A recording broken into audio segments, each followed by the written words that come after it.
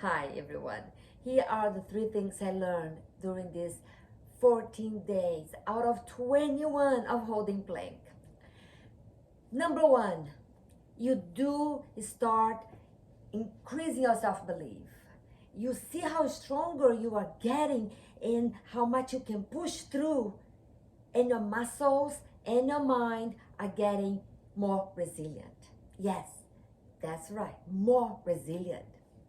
Point number two, recovery is crucial because the muscles keep getting stressed and exhausted, and the microfibers of the muscles are tearing down. So you need to take a time to recover. Recovery is part of the journey. So this day 14th, I am recovering day.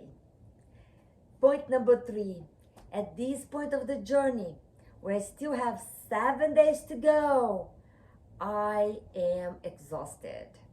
I am on that place of feeling, really, another 7 days? And that's where we need to keep pushing through. So, building resilience, it is as important as strength. And in the middle of the journey, there will be a moment that you want to give up.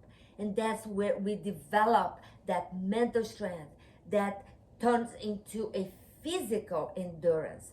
So you can do this. If I can do this at 21 days of journey, we can do together. Recapping, point number one, you do get stronger within these few minutes of a holding plank a day. Point number two, recovery is key to build strength and resilience. Point number three, keep pushing through, keep pushing through. You can do it. Okay, this is my recap for my 21 days of holding plank. I'll talk to you soon. Bye for now.